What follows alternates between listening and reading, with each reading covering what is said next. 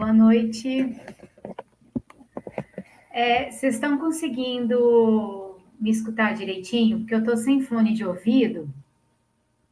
Só queria saber se está dando para escutar assim ou se é melhor eu colocar o fone. Às vezes, sem fone, ele fica dando uns chiados no áudio, pode ter alguma interferência.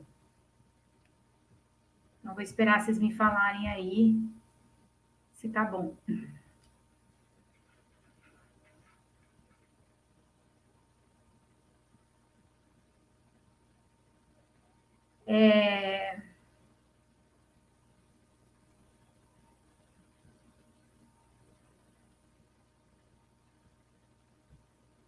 Estou só avisando aqui o pessoal.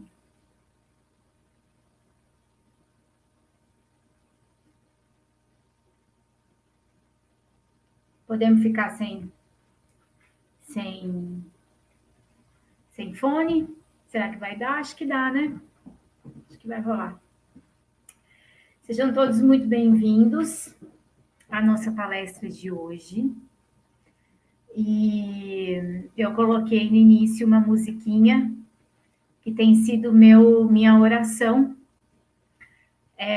Para mim, é uma oração muito potente, uma oração muito forte de cura.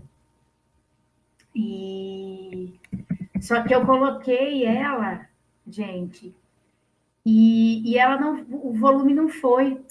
É meio difícil, né? Porque a gente fica tentando usar tudo que a tecnologia tem, mas às vezes não dá. Eu sei que tem algum comando para se fazer aqui no stream para que o áudio saia direitinho, mas eu ainda não estou sendo capaz de fazer isso. Então, oi, gente, que bom que vocês estão aí. Então, eu vou, já que não deu para a gente escutar a música, eu vou ler a letra da música como se fosse a nossa oração de abertura da palestra de hoje, tá? E vamos buscar ela aqui, peraí. Todos vocês, eu acho que já escutaram essa música, ela chama Ilumina Minha Mãe. Com certeza, ou eu já coloquei no centro espírita lá em algum momento, vocês já escutaram também, porque é uma música que acabou ficando muito conhecida. E ela realmente, para mim, ela tem uma potência muito forte assim de cura. Deixa eu só buscar ela na letra aqui para poder ler e fazer a nossa prece com ela. Então vamos lá. Abrindo aqui os nossos trabalhos de hoje, a gente vai pegar a letra dessa música para fazer então de prece, e ela diz o seguinte: ilumina minha mãe esse medo, por favor. Me mostre a liberdade de viver no seu amor. Me leva às profundezas das minhas emoções, para eu ver com clareza inconscientes negações, que me deixam dormindo em distorcido prazer, seguindo distraído tão distante de você. Como vós eu quero ser, como a lua clarear, refletindo a luz do sol para a noite iluminar. Rumo ao oceano das suas águas brincar, sua beleza apreciando para a vida celebrar. Ó Mãe, proteja os filhos teus. Ó Mãe, perdoe os filhos seus. Deixe a luz brilhar, a flor florescer, a vida revelar a verdade do meu ser. Deixe o sol nascer dentro do meu coração, o amor manifestar a mais pura gratidão. Deixe a luz brilhar, a flor florescer, a vida revelar a verdade do meu ser. Deixe o sol nascer dentro do meu coração, o amor manifestar a mais pura gratidão. Ó Mãe, Mãe Natureza, trai-nos a vossa beleza. Ó Mãe, Mãe Natureza, lembrai-nos a vossa essência.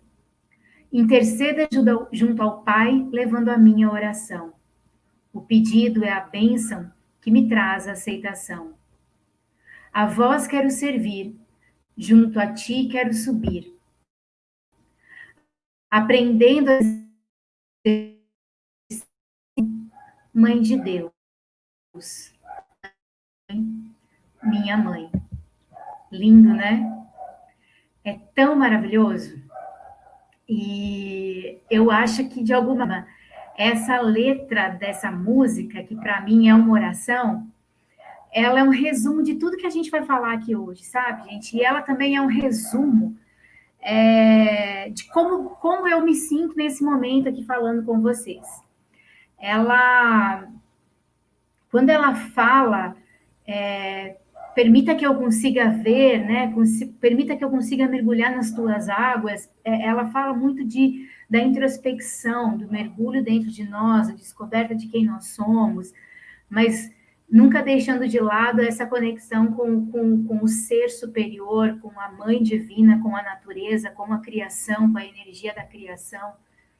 E ela fala da escuridão que existe dentro de nós e de como que essa escuridão precisa de luz para que a gente não se perca, né, no meio dela. Boa noite, todo mundo que está entrando aqui. Boa noite, vou falar os nomes. Marta, Kátia, Maria Aparecida, Andréia, Fernanda, Vânia, Beth, Natália, a Paula, a Nelma. Sejam todos bem-vindos. Eu estou muito feliz de vocês estarem aqui comigo. E aí eu tenho usado ela em diversos momentos e tem me feito muito bem. Então fica aí a dica depois, se vocês quiserem buscar, chama Ilumina Minha Mãe, é com Maria e Gabriela. Tem no YouTube, tem na página do Vagalume, tem no Spotify. Então, assim, qualquer lugar. No Spotify, inclusive, eu tenho uma playlist que foi feita para o Humanizar, no Humanizar do ano passado, e que tem essa música. E a playlist eu deixei ela aberta. Se vocês buscarem Humanizar 2019, vocês vão achar. Mas vamos lá, gente, que o papo está muito bom, mas a gente veio aqui foi para falar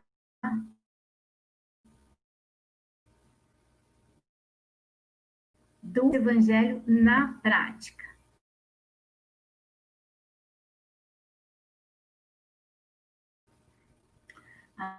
Não, tá aqui. Deixa eu compartilhar aqui com vocês, para vocês verem o que eu estou vendo.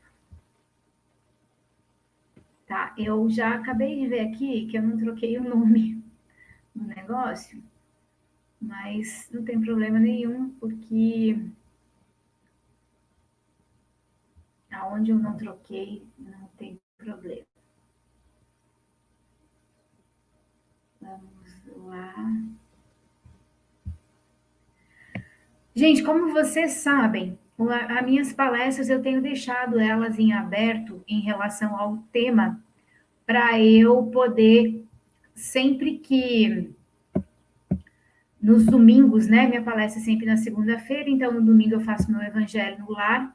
Então eu abro o evangelho ou abro algum livro que eu use no evangelho no lar, vejo qual o tema que está caindo, e esse tema eu trago para a minha palestra de segunda-feira.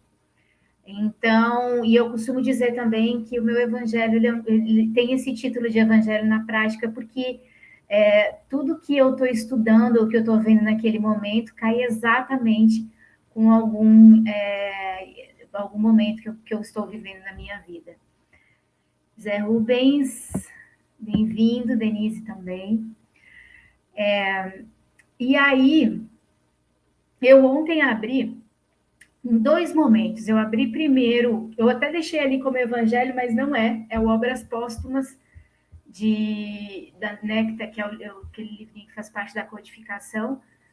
E aí, gente, depois eu abri o Escutando Sentimentos. E aí eu vou começar com Obras Póstumas, lendo essa partezinha que caiu, que está em São Mateus, capítulo 26, no versículo de 36 a 42. Fala o seguinte: Então Jesus chegou num lugar chamado Getsemane, sei lá, e disse aos seus discípulos: Sentai-vos aqui, enquanto vou ali para orar.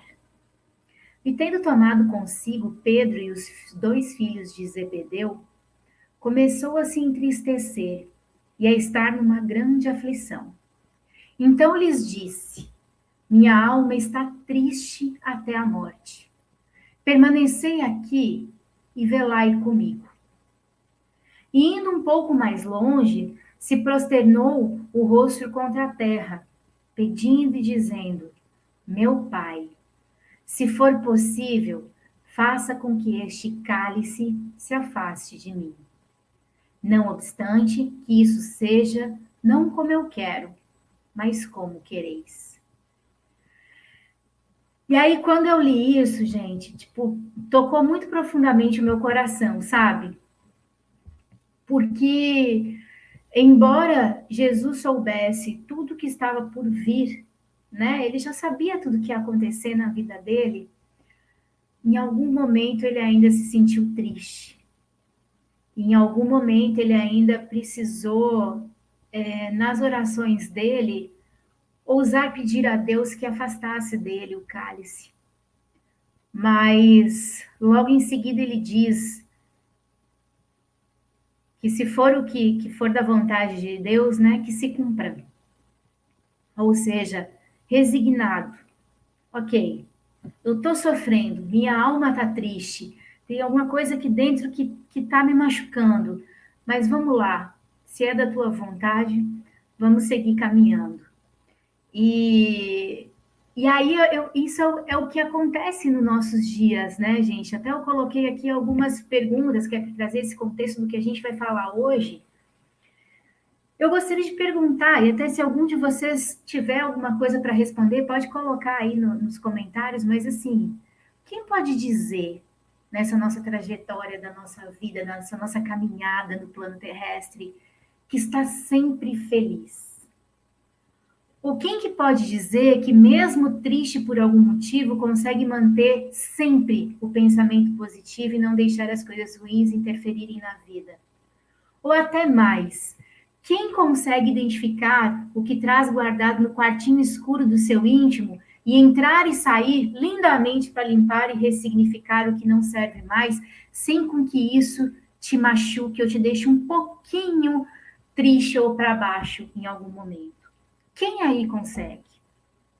Eu tenho certeza que algumas pessoas, muitas vezes, podem olhar para a gente e pensar assim: ah, você consegue, você está sempre feliz, você está sempre bem, você só fala coisas boas, você é muito positivo. Tem gente que pensa isso.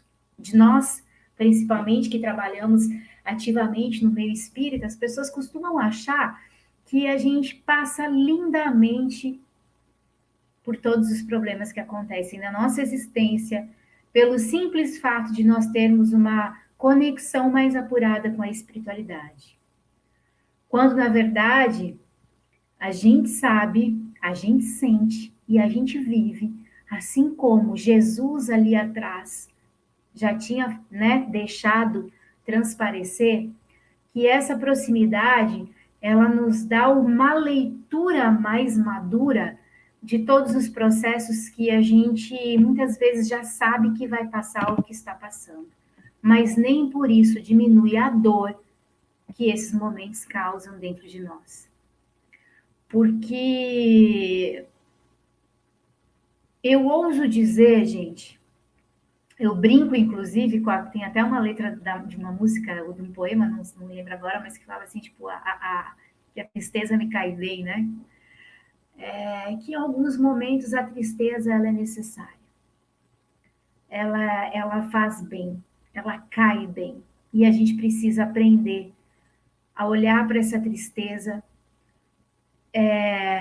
aceitar ela dentro de nós, mergulhar dentro dela, dentro de um período que precisa, né, de maturação, sem se deixar envolver demais, obviamente, para não perder o controle. Mas eu acho que uma forma de a gente conseguir fazer isso, mergulhar nela sem deixar com que ela nos afogue, é nos rodearmos de bons amigos. De pessoas que vão estar segurando na mão da gente para quando a gente estiver afundando demais, puxar para cima de novo. Nem que seja para a gente respirar um pouquinho e voltar lá para baixo. mas é necessário. E aí foi muito interessante, porque logo em seguida eu abri o livro Escutando Sentimentos e caiu no capítulo 7, que fala na carta de misericórdia. E essa carta de misericórdia, ela é magnífica. E ela né, tem vários pontos, tá, gente? Eu não coloquei tudo aí para vocês escrito, porque seria muita coisa, só destaquei aí para vocês acompanharem comigo as partes principais. Mas eu achei muito interessante, porque nessa carta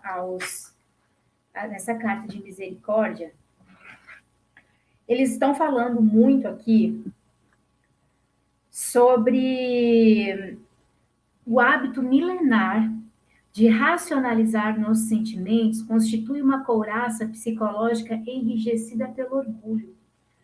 Então, eles falam sobre o orgulho, fala sobre essa nossa capacidade de olhar como é que é? A trave que tem no olho dos nossos amigos, dos nossos companheiros, não, desculpa, o argueiro que tem no vosso irmão, mas não consegues ver a trave que tem no vosso olho.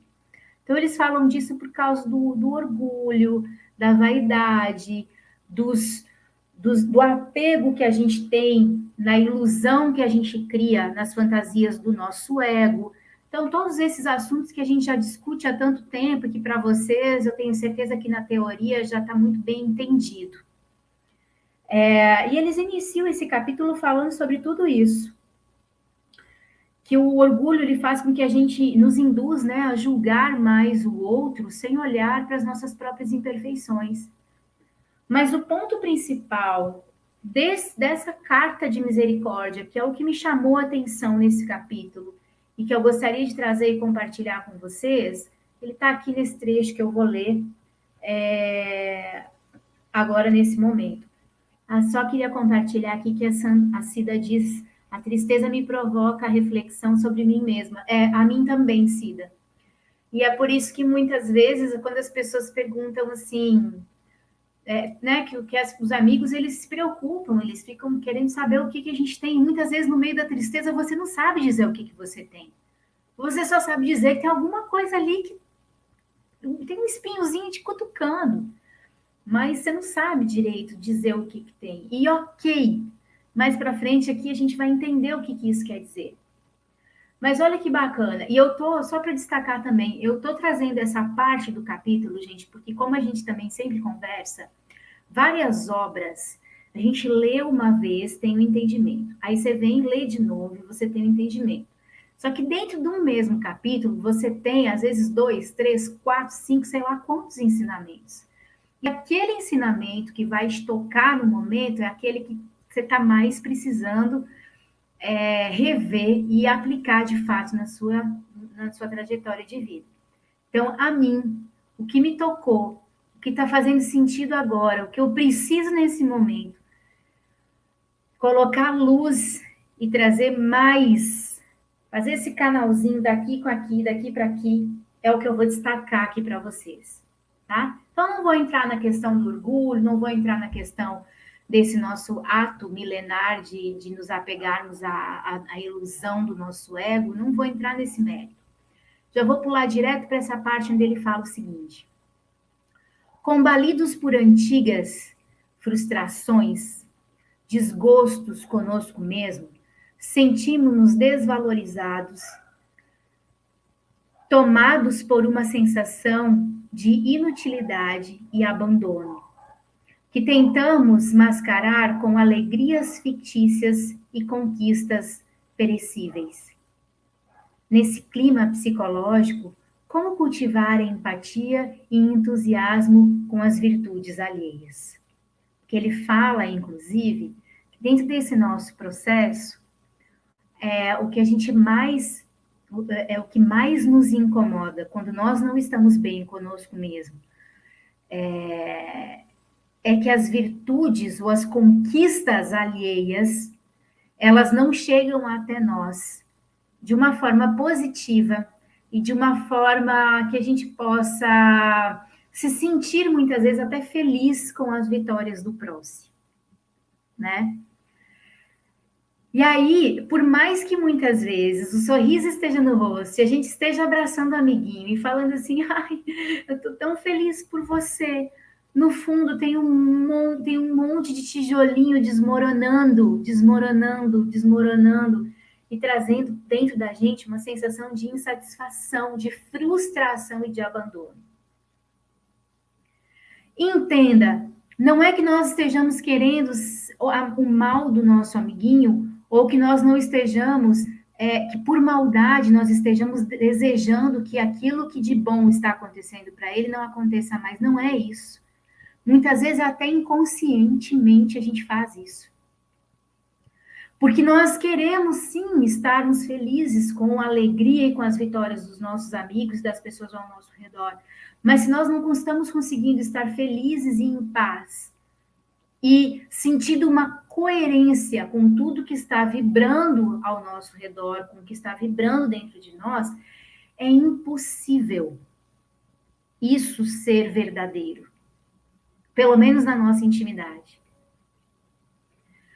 E aí, seguindo, ele fala o seguinte: os relacionamentos a todo instante sofrem os efeitos indesejáveis da carga vibratória dessas desconhecidas sombras íntimas, criando estados de desconforto que estipulam a antipatia ou mesmo a aversão, sem que haja de nossa parte qualquer intenção nesse sentido.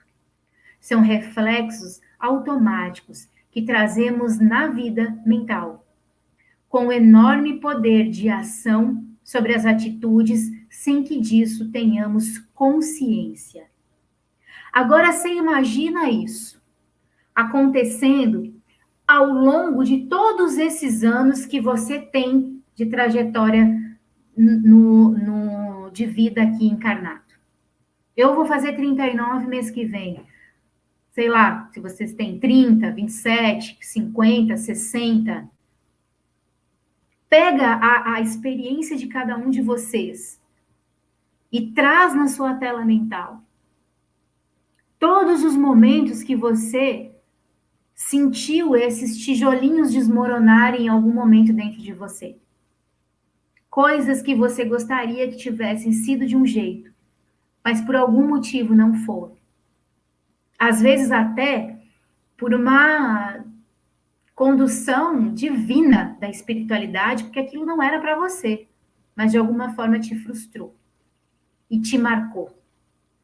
E aí, por mais que você diga em voz alta, passou. Não, passou, tá resolvido. Ficou no passado. Não me interfere mais. Tá interferindo. Sem nem você, às vezes, se dar conta que tá interferindo. E é nesses momentos, nesse acúmulo, nessa densidade energética criada dentro de nós, que às vezes aflorece e de alguma forma talvez até aflorece tudo de uma vez só. Mas, como a gente sabe, faz parte da nossa vida. E aí ele continua falando o seguinte, que nenhum discípulo de Jesus, perante os fracassos e perdas na vida interpessoal, julgue-se derrotado ou mal intencionado. Nos serviços da obra cristã, nos quais somos colaboradores iniciantes, jamais devemos nos permitir desacreditar nas intenções sinceras que sustentam nossos ideais de ascensão. Quase sempre, elas constituem nossa única garantia legítima em direção aos projetos de iluminação espiritual que abraçamos.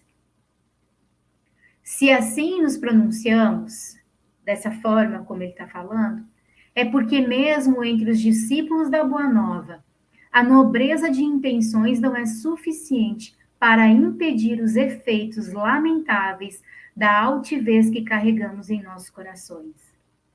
Por muito tempo ainda, lutaremos tenazmente na colheita infeliz dos reflexos de prepotência e competição que assinalam nossos impulsos uns perante os outros.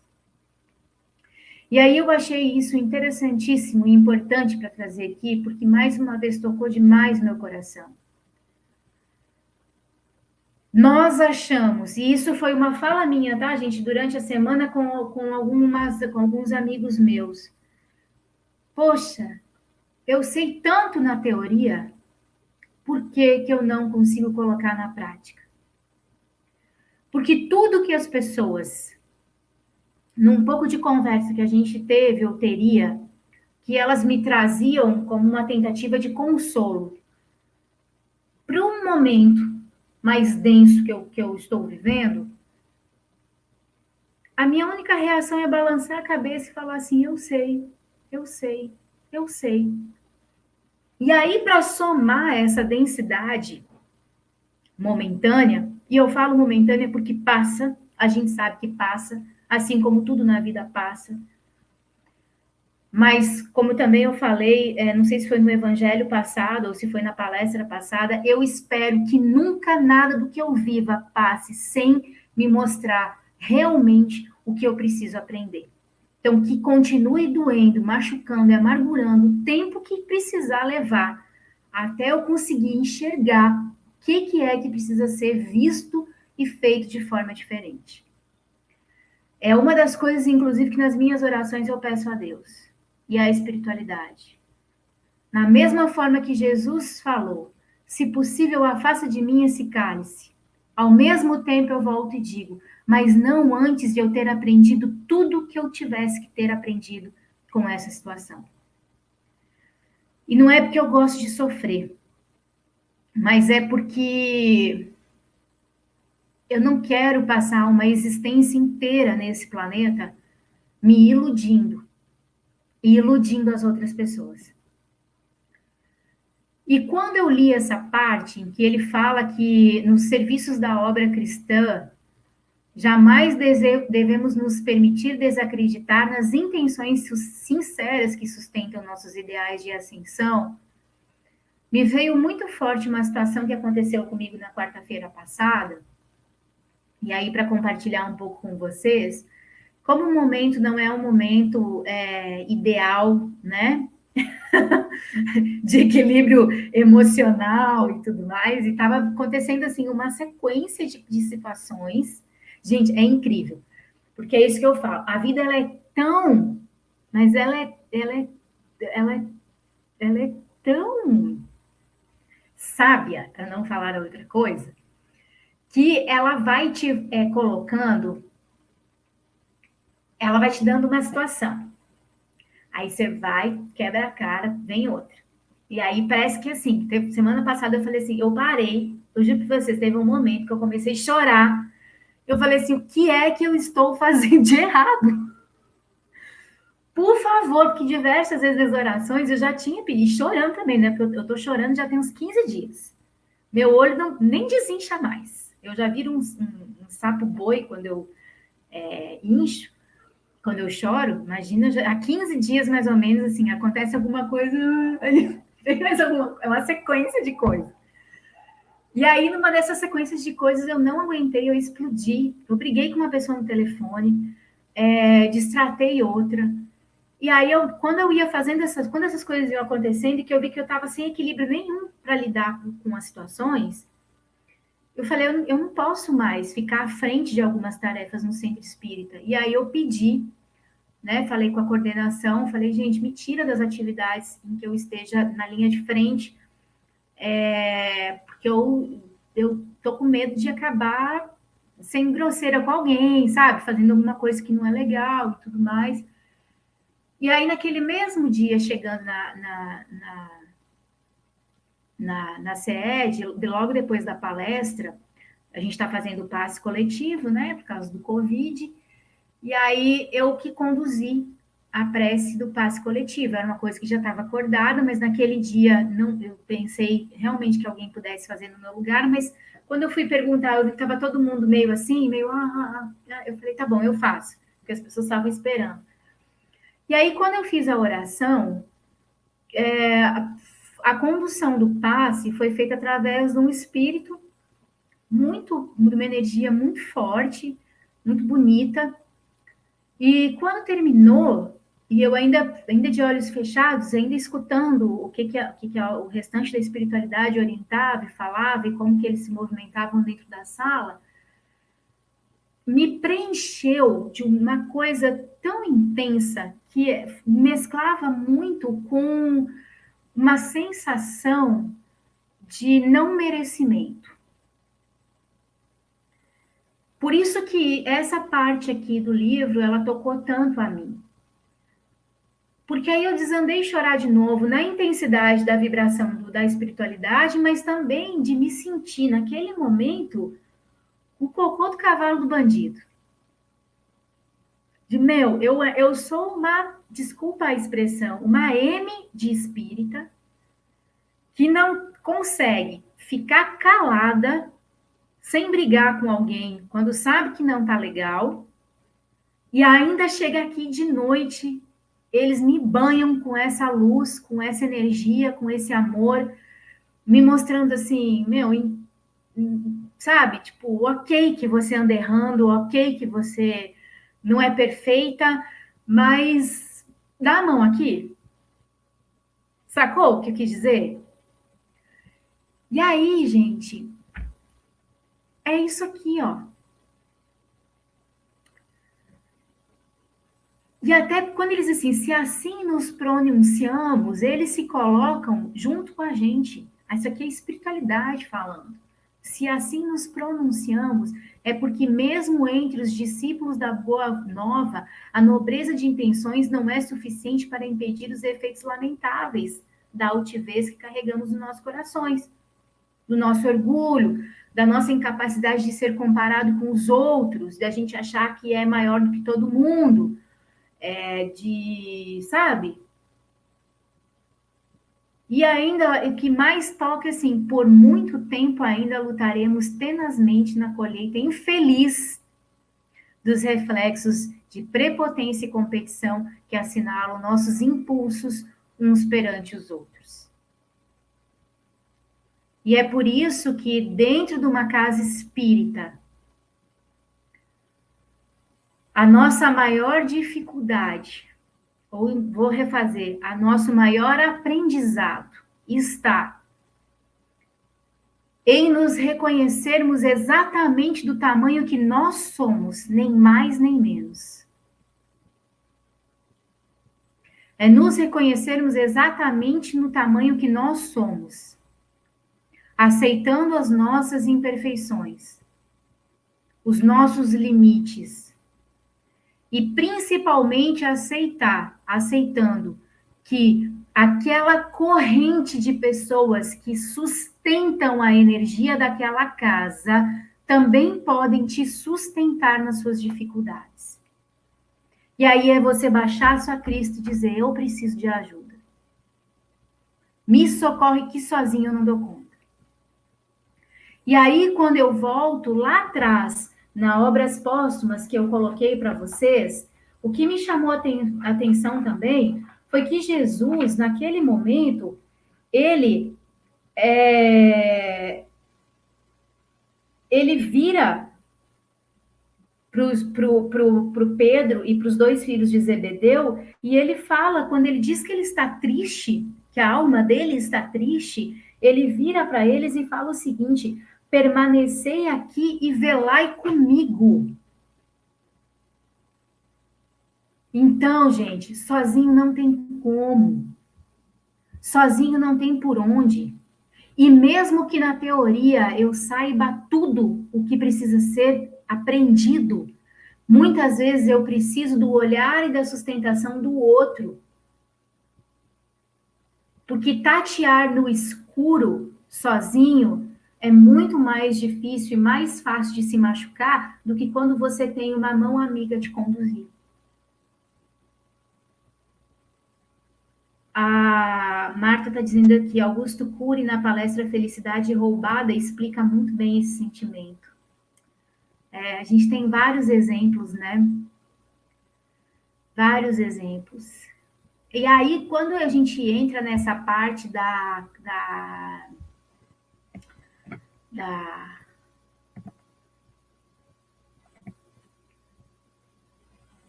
Ah, não, nem vou entrar na carta de misericórdia ainda, mas seguindo aqui tem essa parte, a carta de misericórdia é uma coisa muito linda também, mas já vem.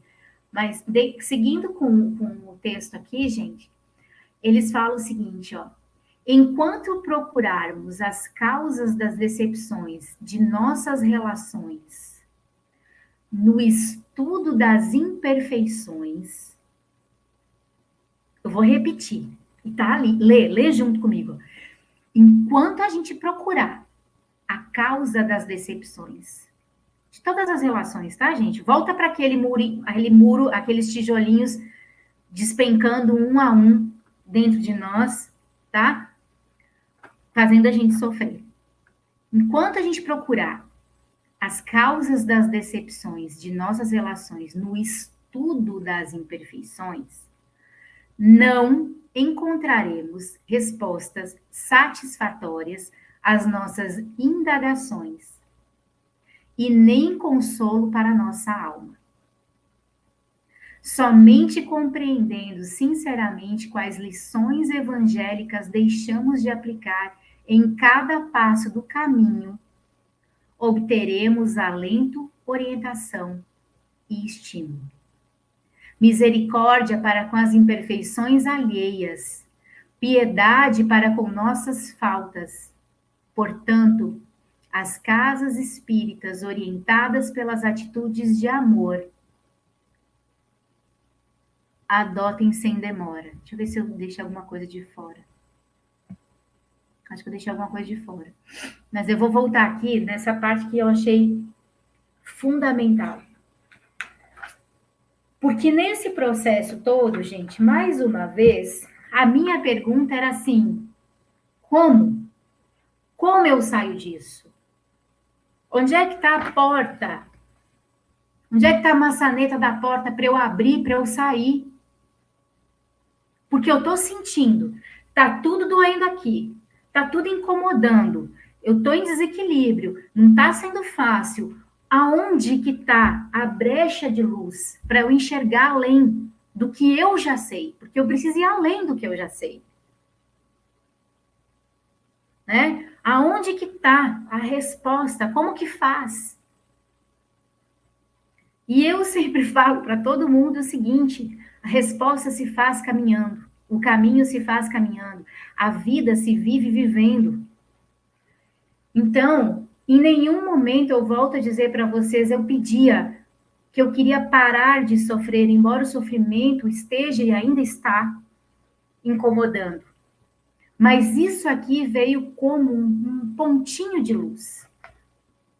Para eu talvez abrir um pouquinho mais e conseguir enxergar melhor. E me chamou a atenção muito isso em que eles estão falando aqui, ó. Não é no estudo das imperfeições. O estudo das imperfeições é uma parte do processo. Mas a resposta para a causa de tudo que está decepcionando, tudo que já decepcionou a gente no nosso íntimo, não está no estudo das imperfeições, mas está em compreender sinceramente quais lições evangélicas deixamos de aplicar em cada passo do caminho. Em cada momento que aquilo aconteceu, por causa da minha imperfeição, vamos usar isso. O que eu deixei de aplicar? Não é a imperfeição, porque reconhecer a imperfeição é autoconhecimento. Aplicar a atitude evangélica em cima de cada ação, de cada imperfeição, é reforma íntima. E aí, vejam bem, no outro mês, eu falei também sobre isso, sobre a diferença de autoconhecimento e reforma íntima. E falei, inclusive, sobre a necessidade de a gente ter muito presente dentro de nós essa diferenciação dessas duas fases do amadurecimento espiritual. E eu falei, porque essa teoria eu tenho, eu sei. Só que na hora do sofrimento, quem disse que eu consegui enxergar dessa forma que eles estão falando ali? Que não era mais olhar para a reforma, para o autoconhecimento. Aquilo eu já sabia. Eu sei onde eu sou orgulhosa, eu sei onde eu sou vaidosa, eu sei onde eu sou arrogante, eu sei onde eu sou. Eu sei. Eu sei. Aonde está faltando a aplicação sincera? E aí, dentro da carta de misericórdia, a gente vai entender o que significa isso. A aplicação sincera das leis, das lições evangélicas, é o que vai me libertar. A Fernanda está dizendo aqui, é incrível o quanto a gente recebe de tudo e de todos quando se abre para isso, se colocando vulnerável. Demais. E a vulnerabilidade, ela nos coloca no tamanho que a gente tem, né? Aquilo que a gente estava também, ela coloca a gente exatamente no tamanho que a gente tem que ter. E aí eu fui atrás, sabe, gente? Eu falei assim, não, ok, eu realmente, assim, eu preciso de ajuda, e eu preciso também de ajuda terapêutica, né? É aquela coisa de, a gente não tem dinheiro, hoje não dá, não é por aí, não. A gente tem uma hora que a gente fala, não, daqui para frente não dá mais. Porque eu, especificamente, assim, falando de mim, essa palestra toda falando de mim, mas ok, vocês aguentam, né? Mas, assim, eu sei que ao longo dessa caminhada eu já fui, já voltei várias vezes em várias situações, achando que elas já estavam resolvidas e, na verdade, elas estavam entendidas, mas não resolvidas. E foi aí que eu falei assim, não, para resolvê-las eu realmente vou precisar de um olhar profissional para me ajudar a conduzir isso. E talvez por isso que essa música Ilumina Minha Mãe tem sido esse mantra de, de limpeza em mim, sabe? E aí, assim, vou começar essa semana, toda terça-feira, um processo com uma terapeuta em cima de Theta Healing, que é uma das técnicas que vão ser usadas, mas tentar limpar, tentar entender, tentar colocar as coisas no trilho, porque é assim. E uma coisa que eu queria falar, só que eu passei aqui, a gente tem muito isso, gente, de que foi uma coisa, né, que embora eu soubesse, mas na hora talvez um desespero, vem numa negação, a gente se sente muito, principalmente nós espíritas, não merecedores de estarmos no lugar onde nós estamos. Então, assim, que nem eu, né? Recebendo aquele banho de luz da espiritualidade, me sentindo o cocô do cavalo do bandido, e muitas vezes até querendo sair da tarefa, né? Porque eu não me sentia digna de estar ali. E aí eu lembrei de uma fala que eu tive com o pessoal da mocidade no nosso último encontro, justamente falando isso para eles também. Olha que engraçado, a gente fala os negócios e na hora de aplicar na vida da gente parece que a gente está de viseira. Mas eu virei para eles e falei assim, gente, uma coisa que eu quero deixar muito claro para vocês aqui. Não existe nada na vida que algum dia vai tirar o lugar de vocês dentro desse grupo. Não há nada que vocês façam na vida de vocês que desmereça vocês estarem aqui nesse grupo.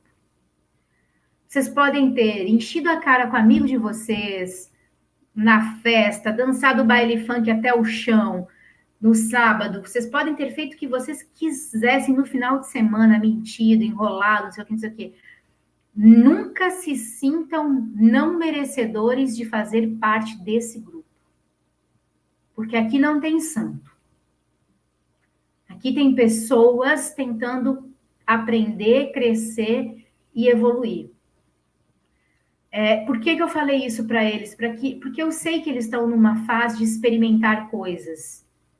E tem os amiguinhos também, que não são, às vezes, lá flores que se cheirem, que tem uma necessidade de experiências muito mais avançadas, e às vezes até ilícitas e tudo mais. E eu sei que muitos deles se afastam do grupo nessa idade de adolescência, né, entrando um pouquinho mais quase aí na fase adulta, se afastam do grupo por entenderem que talvez não estejam vibrando na mesma energia, que é uma energia muitas vezes que eles imaginam aqui e eles aqui. E aí eu fiz isso, né? Falei, gente, não existe nada que vá algum dia desmerecer vocês estarem aqui.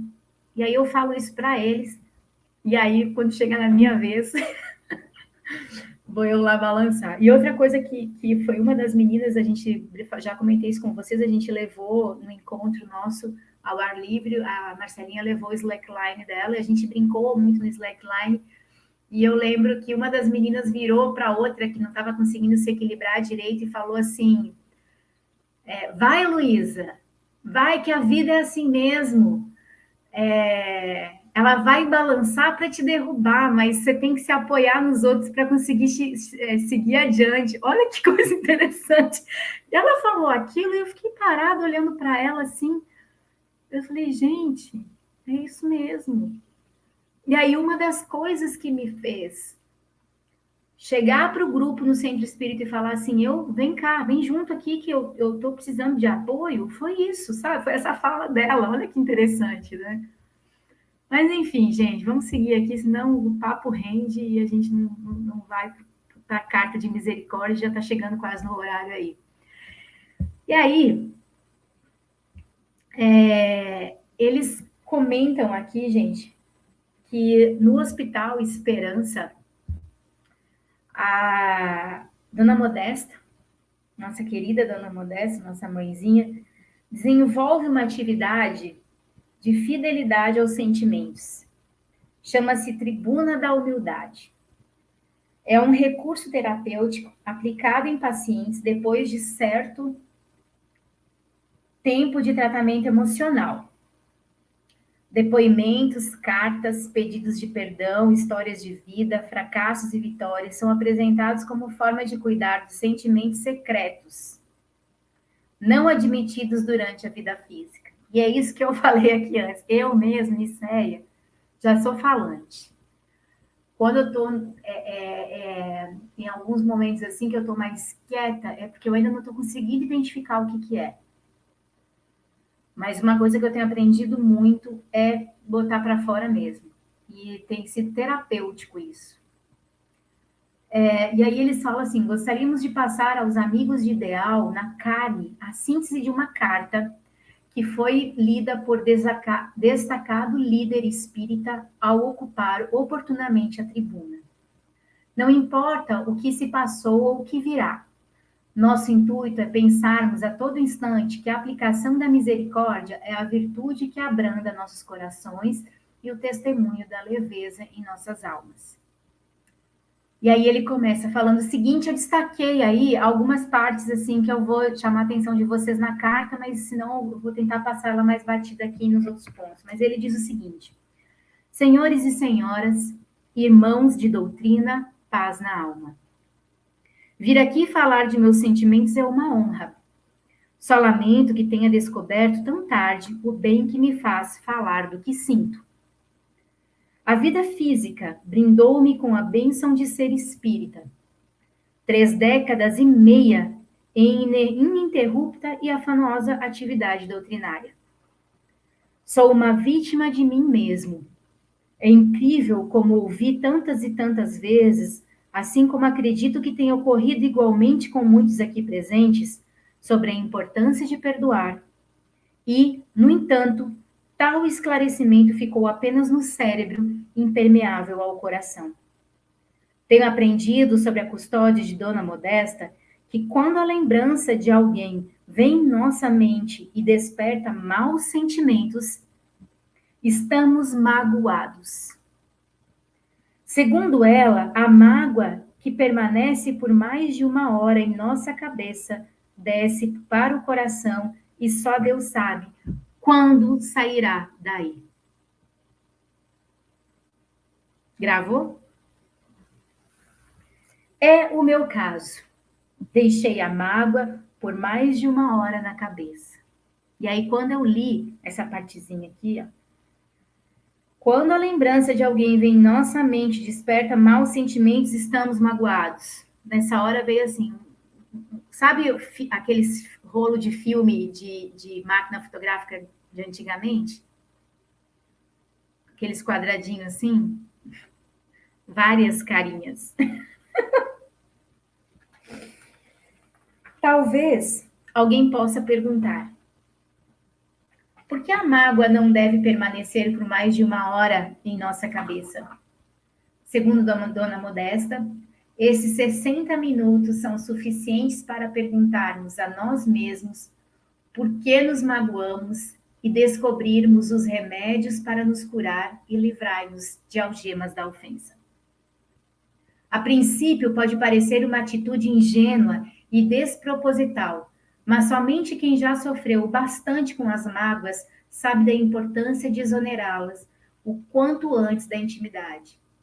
Ao adquirir consciência dos males que ela nos traz, temos mais motivos ainda para extirpá-las. Eu trouxe durante décadas a lembrança desagradável de pessoas e situações que permiti morar em meu pensamento por mais de 1 hora na condição de opositores. Olhei demais para fora e a doença desceu da cabeça para o coração. Isso me custou um câncer, perdas afetivas muito caras, lágrimas sem conta, angústia interminável, isolamento e o desencarne prematuro. Aqui estou eu, diante de mim mesmo, e os meus supostos inimigos, aqueles que me feriram, onde e como estão. Certamente seguem seus caminhos e não levam más lembranças, especialmente de minha pessoa. Meus amigos, o drama é um só. Tivesse lucidez suficiente e bastariam 60 minutos para descobrir. O drama é um só. Faltou-me honestidade emocional para admitir que eu era invejoso, ciumento, competitivo, avesso a críticas e melindroso. Meu orgulho impediu-me de admitir que outras pessoas fossem tão boas quanto eu naquilo que eu fazia. Fracassei em um dos testes mais difíceis da jornada humana.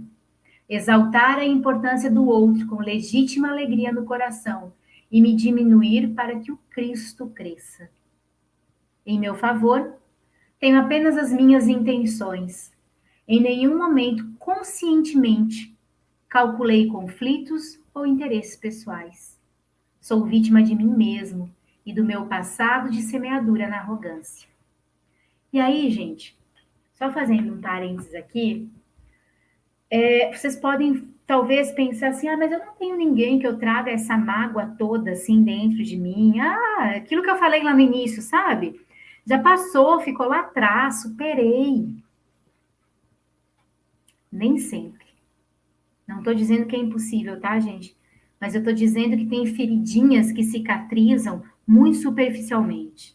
E qualquer nova coisa que venha acontecer, parecida com aquela na nossa existência, rasga com uma navalha de cima a baixo de novo e jorra sangue dessa ferida.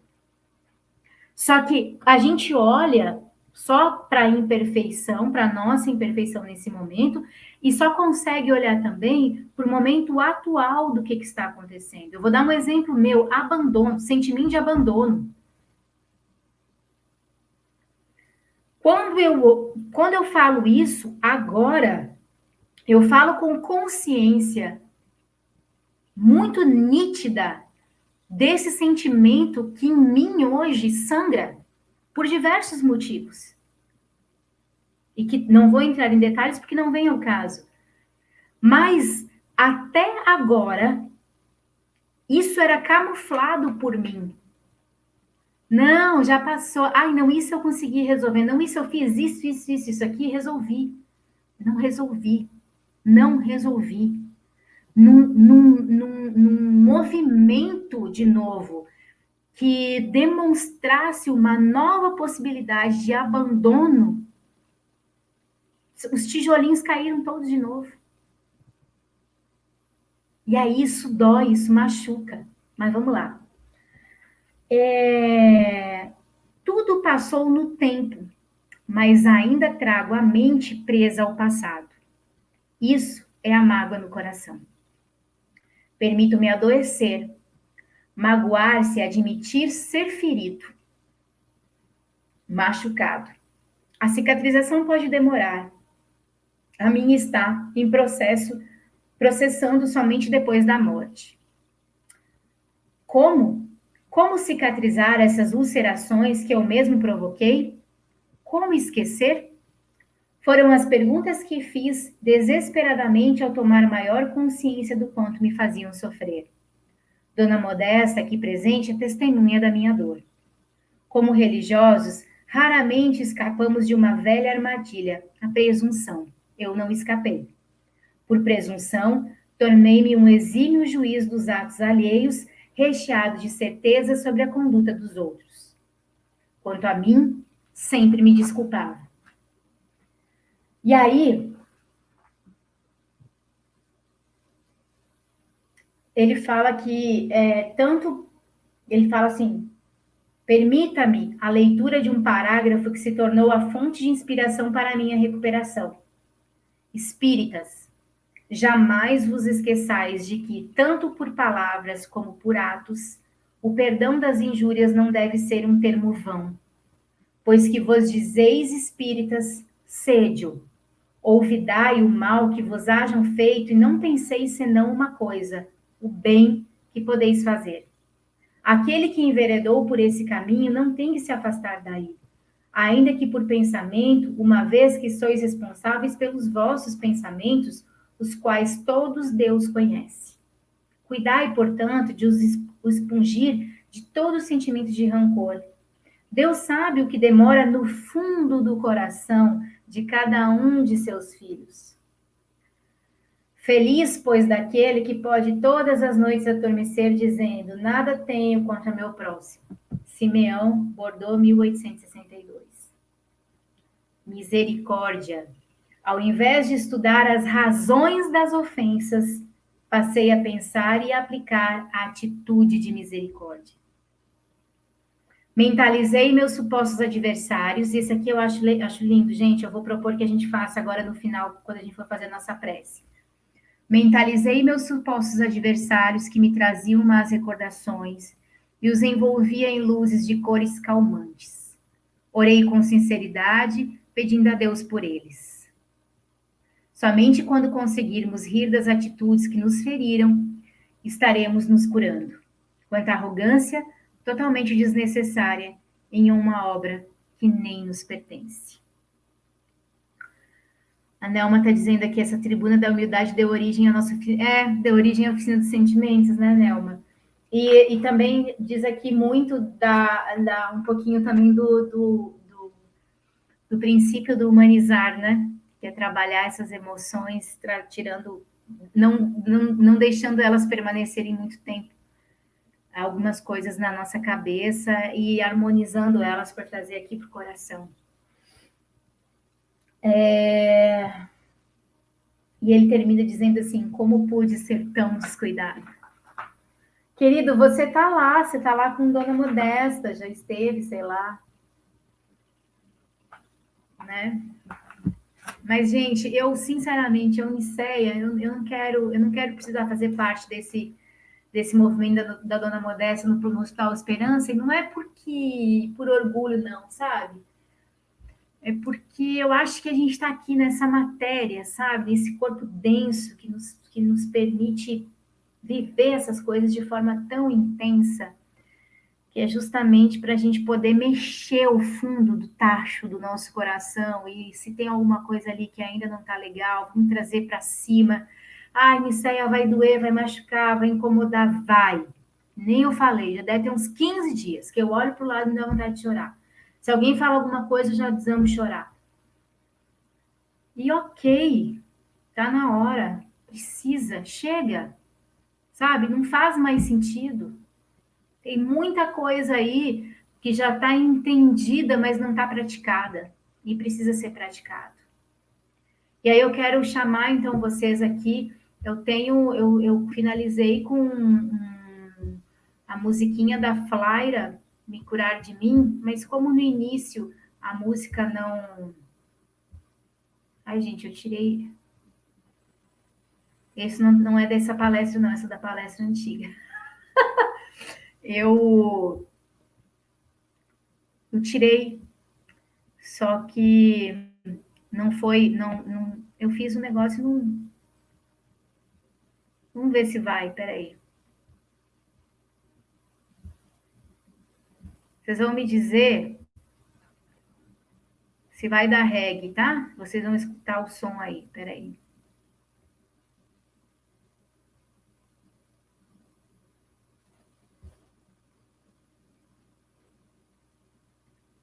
E aí eu acho só interessante, gente, que quando ela diz assim, sou a maldade em crise, tendo que reconhecer as fraquezas de um lado que nem todo mundo vê.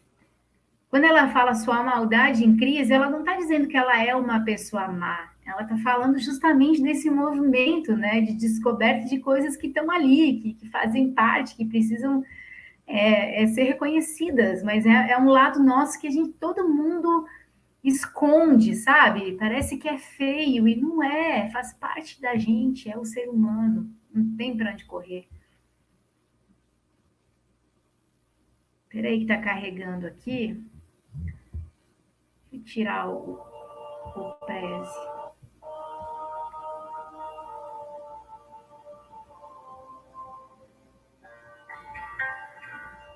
Me digam, por favor, se vocês estão escutando a música ou não.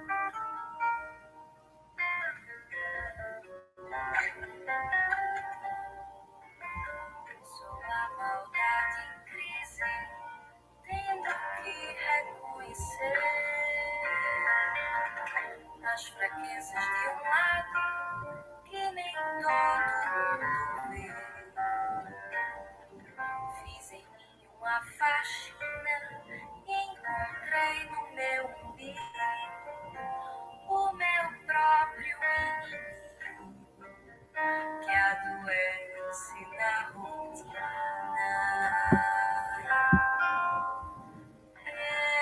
Eu quero me curar de mim.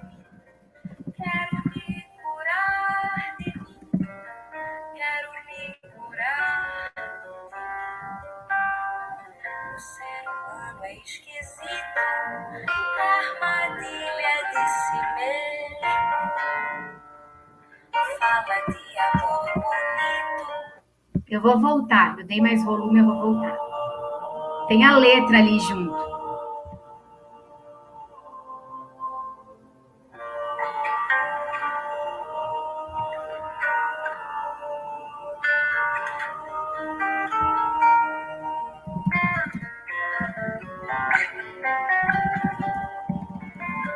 Sou a maldade em crise, tendo que reconhecer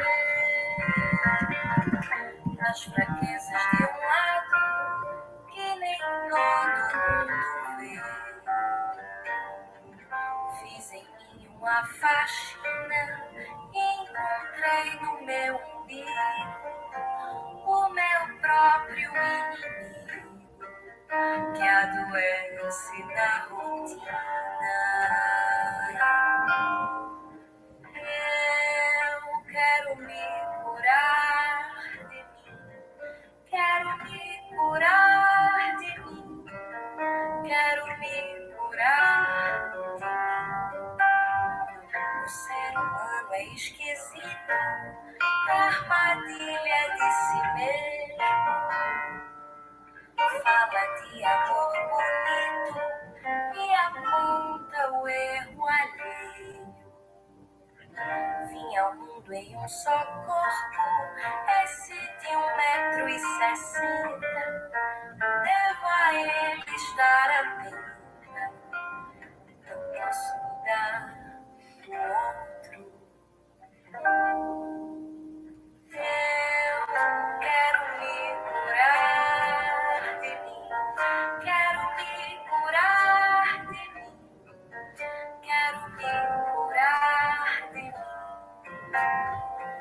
Vou pequena e pianinho fazer minhas orações.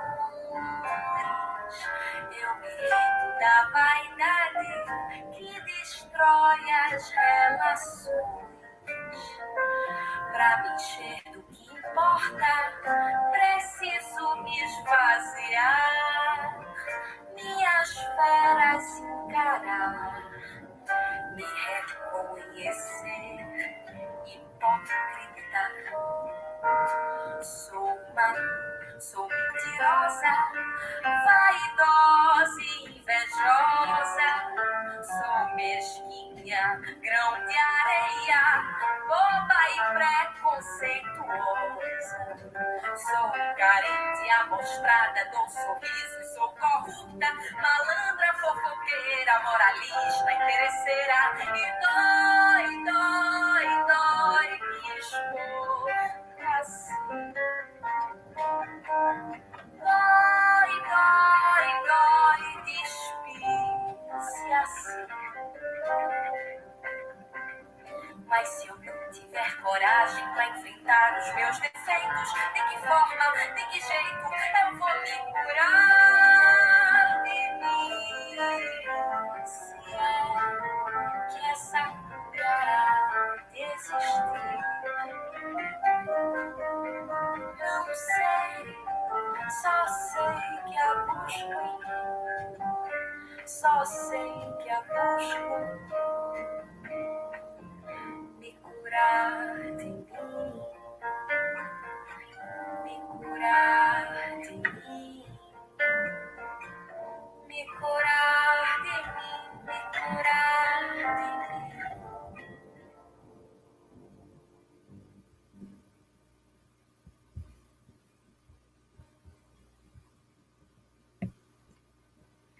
Então, se vocês me virem cabisbaixa por aí, meio tristonha nos últimos dias, não se preocupem. Eu estou tentando me curar de mim. E não tenho tido nenhuma vergonha de expor isso para as pessoas, porque eu acho que algumas pessoas têm realmente uma visão equivocada de que a gente não sofre, ou não xinga, ou não briga, ou não se sente muitas vezes triste. E isso é da nossa condição humana. Então, fiquem tranquilos que passa. Mas, como eu disse, eu só espero que passe depois que eu aprender tudo que eu tiver que aprender com isso. Então, obrigada, queridos, por ter compartilhado essa noite comigo aqui, pela presença, pela sustentação, pelo amparo de vocês. Que Jesus possa iluminar, abençoar cada casa, cada família, cada trabalho, enviando muita luz, muito amor, muito equilíbrio. Que vocês possam se sentir envolvidos por essa teia energética criada por essa espiritualidade amiga que nunca nos desampara, que nos acompanha e alimenta o nosso ser com muita esperança a cada dia. E todos os momentos difíceis, todos os momentos de escuridão, de maior dificuldade de compreensão da verdadeira verdade, necessidade da nossa caminhada, que sejam sempre conscientes em nós, que é só mais uma forma que a vida tem de nos amadurecer espiritualmente para sermos melhores cada dia mais. Primeiro para nós e depois sim para o restante da humanidade. Um beijo no coração de vocês. Fiquem com Deus. Até a próxima.